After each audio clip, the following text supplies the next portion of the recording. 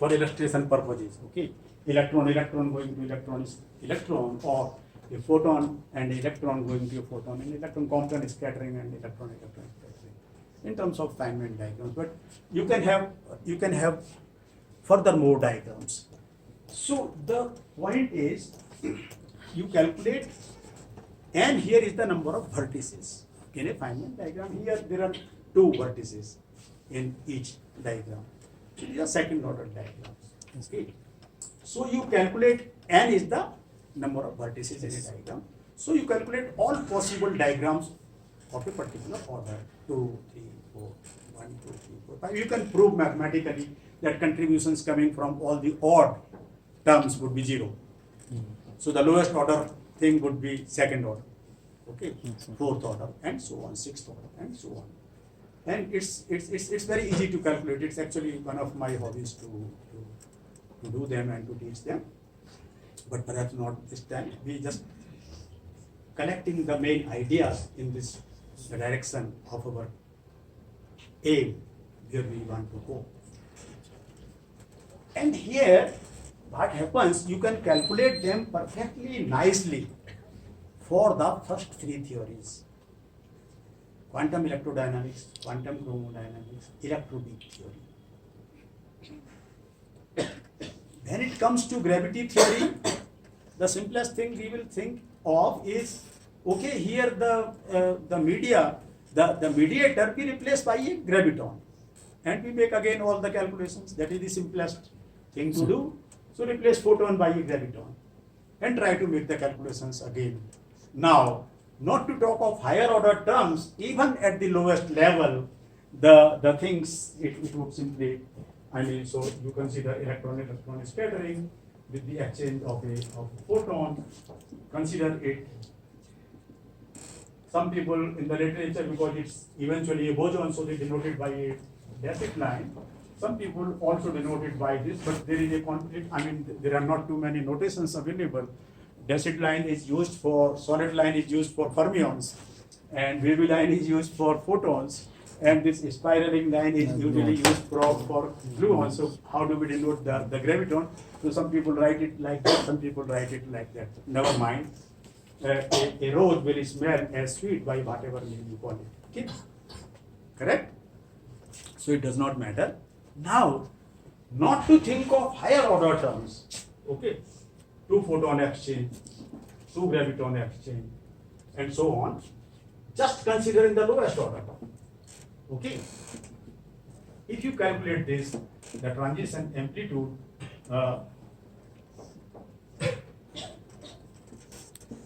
turns out to be infinity.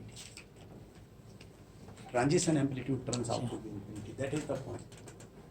Why it happens? Let me ask the audience, how many minutes more do I take to continue my talk, and when do I stop? Would it be on the modest side? I can take 12 minutes to stop it at 5, or you, as you like. You see, I'm used to giving, in Germany you talk for 2 hours. The classroom goes on for 2 hours. But never mind, we will not apply this. This is 5 o'clock, and we are on the hills, and you people must safely go home. Okay, that's the idea. So we always should be optimistic that there would be many opportunities. Thanks to Professor Chandolada, that we can again talk. Okay. So then let me convey because I have all the methods available with me. उसको हिंदी में कहते हैं छोटी बड़ी मझोल. छोटी वाली पूजा, बड़ी वाली पूजा, बीच वाली पूजा, छोटी बड़ी मझोल. हर प्रकार की, depending upon the availability of time, we should be able to bind up our story. Actually, this is one of the I'm a great fan of this guy, David Hilbert, this great mathematician who was at Göttingen. Göttingen is a city of Nobel laureates.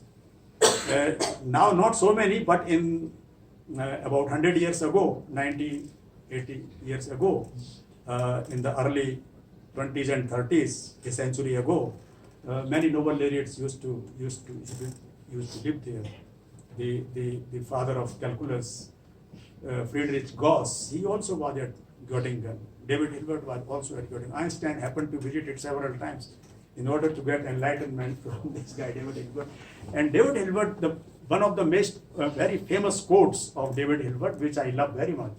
He says, unless you can explain your things, howsoever mathematically difficult things, unless you can explain it to the next person you meet on the street, it's no point doing great mathematics or whatever.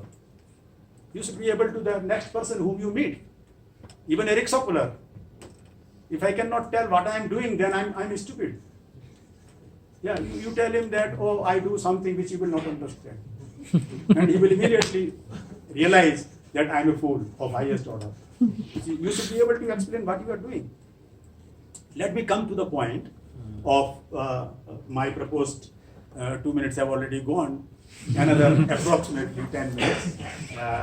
I should not burden you too much. Now, the main point, let me bring you without subtracting out some details.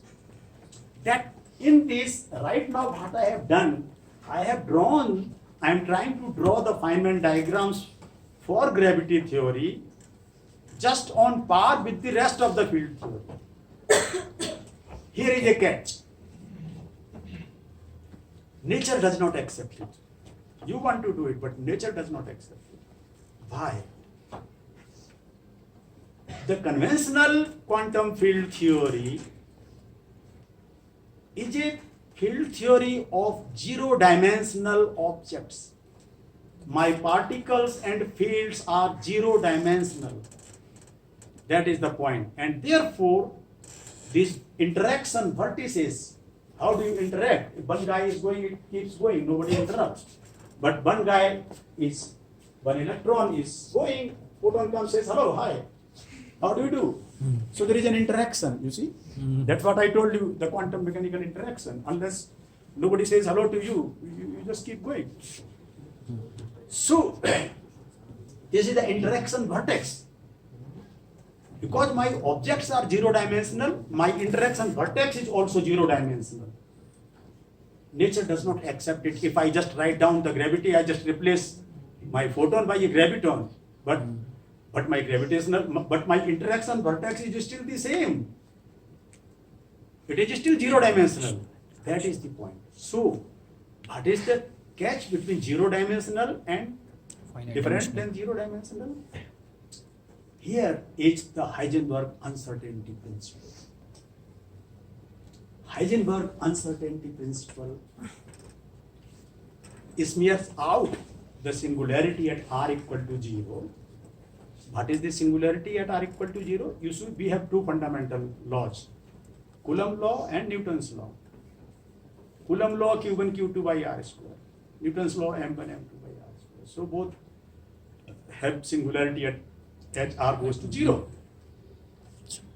Right? But when it is electrodynamic, electroweak, QCD, my Heisenberg uncertainty principle comes to my help. He says, don't worry, I am your big brother, I am here to help you out. Like you go to Chandola Sahab for any difficulty that you have. He is supposed to help you out. Either alone or with his entire team of colleagues, faculty members. So somebody has to help it. Now gravitational interaction, so in electromagnetic interaction or electrostatic interaction, it is allowed that two electrons sit on each other. It's allowed, it's acceptable because of the uncertainty principle, Mr. Heisenberg. But M1, M2 by R square, M1 sitting on the top of M2 is not allowed by Mr. Heisenberg. Okay, this is not allowed. Therefore, I must first generalize my Heisenberg uncertainty principle before I can talk of something different. And here, what you do is you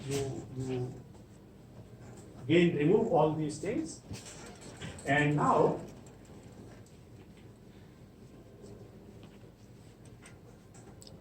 what you do is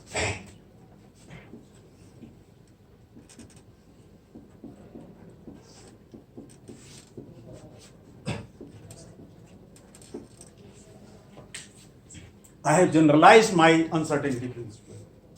You see, in my zero-dimensional field theory, or field theory of zero-dimensional objects, more correctly. Field theory of zero-dimensional objects.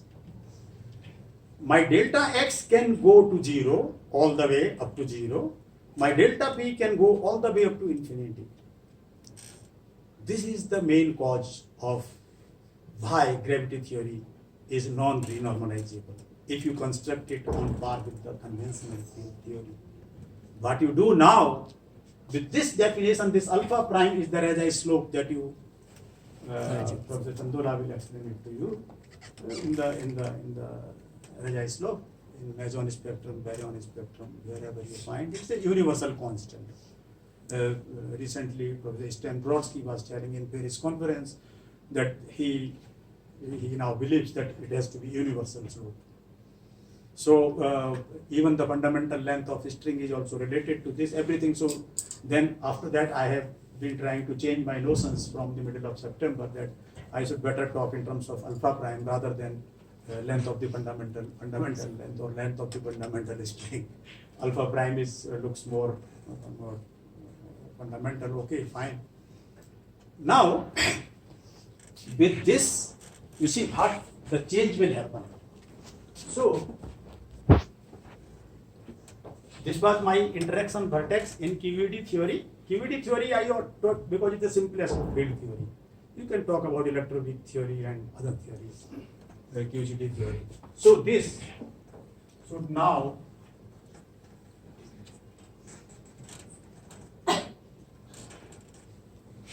on